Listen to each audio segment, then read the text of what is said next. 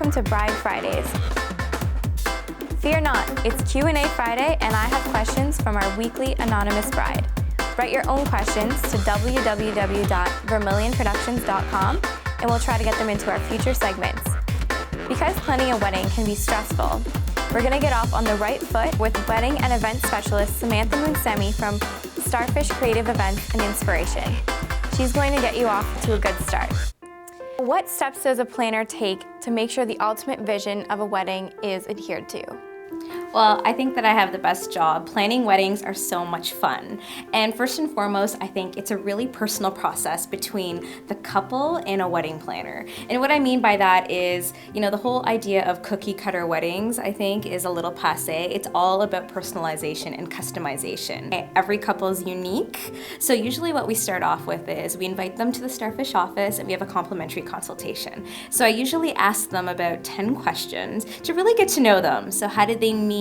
What are their sort of wedding day plans? And I just really want to know what they're looking for to help plan them their dream day. I think that the thing that people love about having a wedding planner is really taking all the stress off. Because we do this every day, we book suppliers, we meet such interesting creative folks, you're really able to match them with the ideal dream team wedding, I call it. You have all these ideas, but sometimes you don't know how to put it into practice. One of the brides asked, I would like to do a lot of the planning for my wedding myself, but I don't want the stress on the day of. Can I hire a wedding planner for just the day? Absolutely. The whole do-it-yourself culture is huge right now. So I would say over the past few years, there's bloggers and video logs and so many great resources out there for brides to plan their weddings themselves.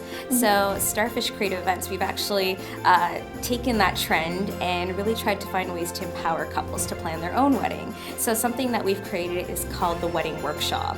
So every few months we host these regular workshops and we help people. We give them the tools to sort of plan their own weddings, how to make your own centerpiece, how to make your own wedding favors, what kind of questions you should be asking when you meet with the supplier. These are all things that we like to share with the client. But what we also find is that as much as they like to plan in advance, and we say it takes about 2 to 250 hours to plan a wedding, they often do want someone to help them on their big day. Because the way I look at it is you can't be walking down the aisle and setting up your wedding at the same time. So the ideal wedding planner can really take your vision. And I always say it to this like a bride. So say you're getting married, it'd be like replicating you. I want to make sure that everything that happens on your wedding day is exactly the way you envision it in terms of the way it's set up, the way everything flows. Everything that we've sort of talked about is choreographed on your wedding day. I would say that most wedding planning companies have a variety of different packages. So for the DIY bride, we have something called the mini wedding planning package. So that's around the $500 range. That's what it starts at. And that's really just to have a team of people come in and set up your wedding exactly how you'd like it, so that when you're walking down the aisle and when you walk into your wedding reception, both your ceremony and your reception is set up exactly how you envisioned it. Of course, if you're looking for more, there's sort of a half-day package or full-day package, which is really from start to finish. So no one in your family or friends is lifting a finger, down to where are the gifts going at the end of the night and all the leftover cake. A lot of times people forget that all the things that they brought in as a DIY bride, you have to actually take out when you leave at the end of the night. Yeah. So our team is there to sort of help you do all of that. So really, the main focus of your wedding day is spending time and making memories with your family and friends, which is what I think it should be all about. Definitely, that's great. So how can a planner save money? That's an excellent question, and I definitely say to couples that the cost of our planning fee, if we do things right and strategic, you can almost get back our planning fee with the right, if you follow some of our sort of strategic rules. You can take any type of supplier, for example. So say a bride comes into our office and says to me, you know what, Sam, I don't know if I really want a wedding cake. Well, you can go to a really fancy cake maker and a cake could cost you thousands of dollars. Or maybe you want just a tier of 100 cupcakes. I mean, right there, you can see how 2 different descriptions of offerings can really save you money. Pretty much that's the case in every sector sector of suppliers, whether it's photographers, there's low, medium to high-end videographers. It depends on how much time you need each supplier for. So because we book people every single day, we have a variety of people in our roster that we trust, that we know just because you're getting a good price doesn't mean that the quality isn't as good. I think it's more about fitting the right personalities. So if you're a sort of fun freeze-a-bird couple, I think you'd kind of be looking for suppliers that are a bit more sort of like relaxed.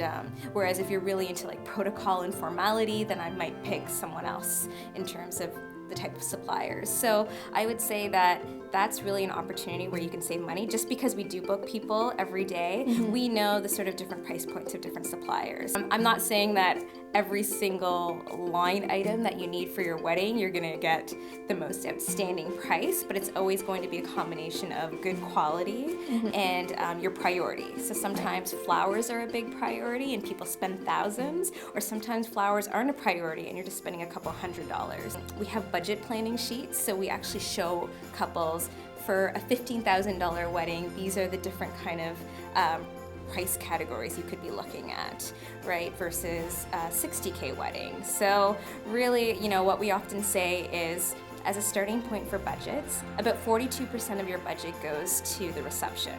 So that's your food, drinks, and venue. So if you start off there and you determine how many people you want at your wedding, and you figure out what the price per person is for the food and drink, I think that really gives you a good ballpark of how much you're going to be spending for the rest of the time. And of course you can, give and take certain things. Like sometimes people aren't always using limousine services. Sometimes their friend has a cool car that, they want to put a cute just married sign on. So like I said, the possibilities are endless on how you can play with your budget. But I definitely say that a wedding planner can definitely look at your budget and find ways to be creative.